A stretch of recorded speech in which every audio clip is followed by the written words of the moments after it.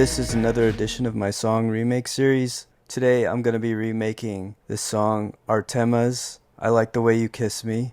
The track that you heard at the beginning of this video was a clip of not the original song, but the song that I remade. So I remade it entirely from scratch with my voice and synths that I made from Logic. And I'm going to show you how to do that. As usual, I'm going to be doing just the first couple of verses, and I might do the rest if I get some comments saying people want more. Also, first of all, I'm not a professional producer. I don't have any training in this, so this is from an amateur perspective. So this is just me using my ears and the tools I have available on YouTube to get as close to the sound as possible. So I recreated this song, and I have no professional training, no schooling. That means that if you're an amateur like me, that you can do this too. Also, if you are an experienced producer and I'm doing stuff completely wrong, let me know in the comments, because I always want to learn. I've always got an open mind, and I'm open to critique as long as you're nice. So just let me know if I'm doing anything wrong. I'm a complete newbie. So I'm also completely ignorant about synths. I don't know anything about synths. Usually I like to stick to the guitar, indie, folky side of music. So synths are new to me, so in order for me to learn this song, I had to go on YouTube and search for a lot of resources to figure out how to make the synths on this song. And the best resource I found is this guy, Sam Smyers. So go ahead, if you're interested in synths, like and subscribe. He has a really good tutorial here, how to make the bass synth to I Like the Way You Kiss Me by Artemas. And I used a lot of his advice. I don't have his tools, so I kind of created my own synth, and it's not as perfect, it's not as good as his, it's not as good as Artemas, but I did as best as I could, and I used some of the advice that I found from Sam. So like and subscribe his page. I'll put a link below. So let's start.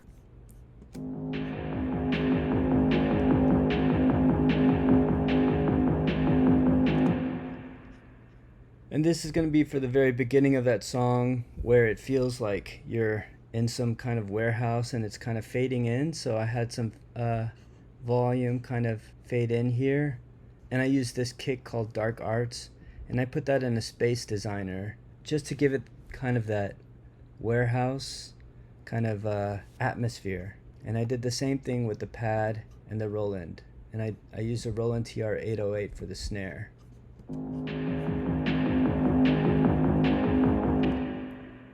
So that's just for the atmospherics for the beginning. And the pad is just doing this. And I'll get to the pad in a little bit. I'm just showing you this intro part.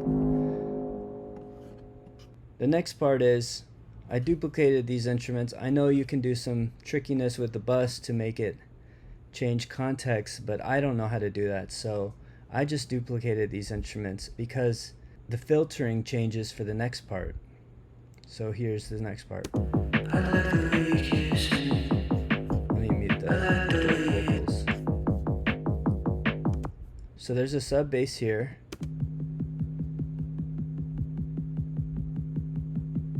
And I got that idea from Sam Smyers. And back to the Dark Arts here. But this time it doesn't have that. This time it doesn't have that atmosphere. I took away the Space Designer right here. And then my snare drums, made sure to have some high cut here, and I made the length kind of short here. And it's the same thing here, some high cut here,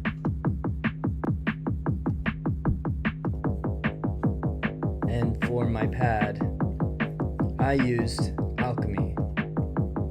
Now that's not what Sam Smyers was using. His tool was not a tool that I have, but Alchemy comes with Logic, and it has a lot of options, and I'm not going to go over all of them here. I'm going to go over the ones that I experimented with. So I selected the 70s classic synth bass to start with, and then the way I kind of got the sound that I wanted was I turned off these oscillators. So for a synth you're going to have multiple oscillators going at once. I turned off C and D. I used a square here and soft metal here, but I don't think this one matters that much. I set my cutoff to about 25% here. And what really helped to shape this sound, and you're gonna have to do a lot of experimentation with it, was these right here. So you go to effects, I put on distortion, 3-band equalizer, bass enhancer, and a bandpass filter. Now let's listen to the differences as I mess with the knobs here. And this is just what you're gonna have to do. You're gonna have to mess with the knobs until you get a sound that you kind of like. And then the bandpass filter is what makes it feel kind of far away. And that kind of gives it like the effect that you're still holding back something. For when the actual chorus comes in, then it's gonna be full board. You're really gonna feel something once you add back the low cut and the high cut, which is what I did here. So let's go on to this part. Real quick, I'll show you my vocals. This is me singing. I like the way you sing. I like the way and it's really just a classic vocal. I'm gonna show you a little bit more of that in the next verse. So here is the main sub I'm using.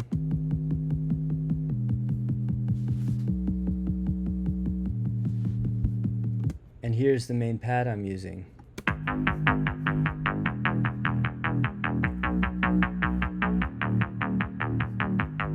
And you can hear it really pop when it comes in.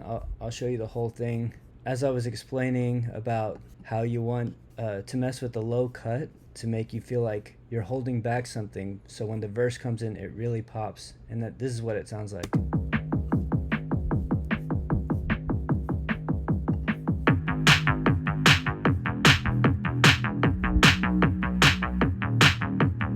So yeah, that's the drop. Like you hear kind of like everything get a lot thicker, and that's because over here I put the high cut all the way to the max, and same with the snare, high cut all the way to the max, and everything gets kind of fuller, so the drums change. I'll show you one more time.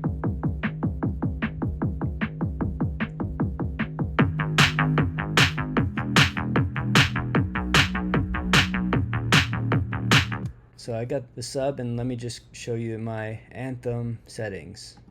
Of course, this was a lot of experimentation. Again, I have a square MG on my oscillator A, and my oscillator B, I put a saw ARP. And I turned off my C and my D.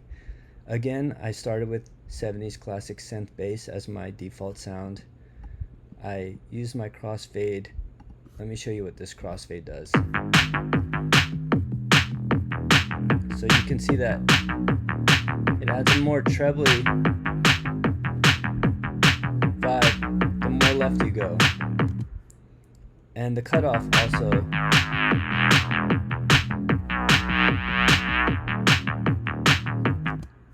So the noise has an effect too. And the drive. But again, a lot of the sound manipulation I did was here in effects. Again, I used distortion, bandpass filter, 3-band equalizer, vintage compressor. And here are my settings. Low on low cut, high on high cut. I also added a little bit of channel equalizer here. And now I'm going to tell you how I did the vocals. He sings the vocals, I'm pretty sure, but he uses a pitch shifter to make him sound like, kind of like, more feminine. And that's what I did. The pitch shifter is right here, P shift. So you go here, pitch shifter, pitch shifter. And I have my song 2 semitones up. So how do you record this? Well, over here I have this piano, and the piano is just, I copied this bass over to the piano here, and let's single this out. And I pitch shifted this piano 10 semitones up. So whenever I record, I'm only going to have this piano selected, and I'm going to have my vocal track selected. And then I'm going to sing only to this piano, because later I'm going to be pitch shifting my voice. The reason you don't want to just sing an octave lower and pitch shift that up 12 semitones is because you're going to sound like a chipmunk. So in order to pitch shift where it sounds good, you want to be like 2 semitones down, 4 semitones, even 1 semitone down, but you don't want to be too many semitones down. So you're going to have to sing to a different track and pitch shift that. So that's what I did here. I can turn the pitch shift off here, and you can hear.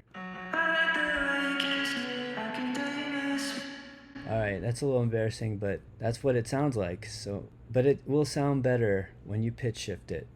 Another thing I did was the timing is really hard. So it helps if you lower the tempo and you record to a slower tempo.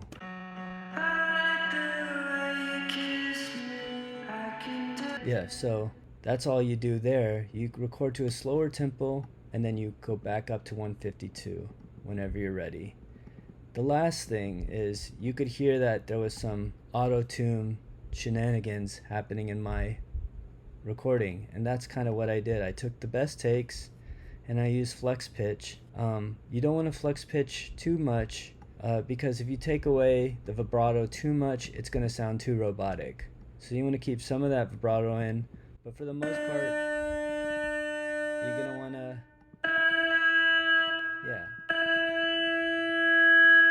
fix your vocals up with flex pitch. And if you want to know more about flex pitch, you can probably find a good YouTube video on it. I won't go into it more here, but just know that I use some flex pitch and I use flex timing to make sure that with these dance songs, you really have to sing on the beat. There's no kind of laziness there, so you have to make sure that every word is on the beat, and you're going to be using flex a lot to do that, unless you're a really great rhythmic singer. So let's listen to it now with the pitch shift on, and I'll turn off the piano, and this is what it sounds like.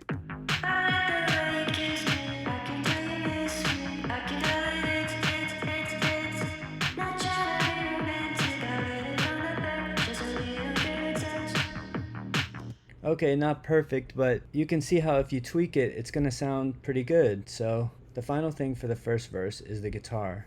Now here's what the guitar I use. I use Heavenly Tweed, and I just plugged my guitar in, direct input.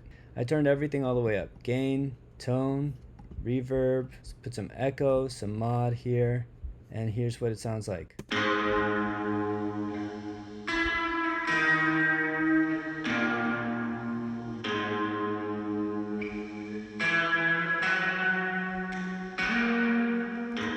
All together.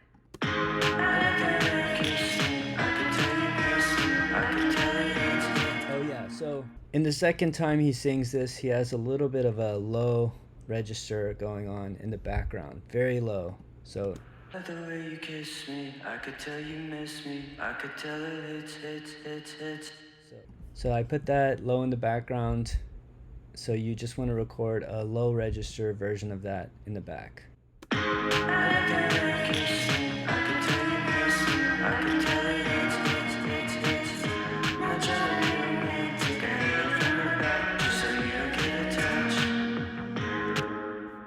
Okay, then that's pretty much it for the first verse. There's a lot of imperfections there, I know, but this is just about showing how far you can get as an amateur. You can really make songs sound really good, even with just a little work, and you can get it pretty close to the real song. So that's all I have for today. Please like and subscribe if you like that video, and if you want to see me do more of the song, place a comment. Check out the rest of my channel. I have painting videos where I do the same thing. I do a study like these song studies, but I do it for paintings too, so I recreate a famous painting. And then I have some coding videos where I teach Apple Vision Pro. So check out my channel, like and subscribe, and thanks for watching.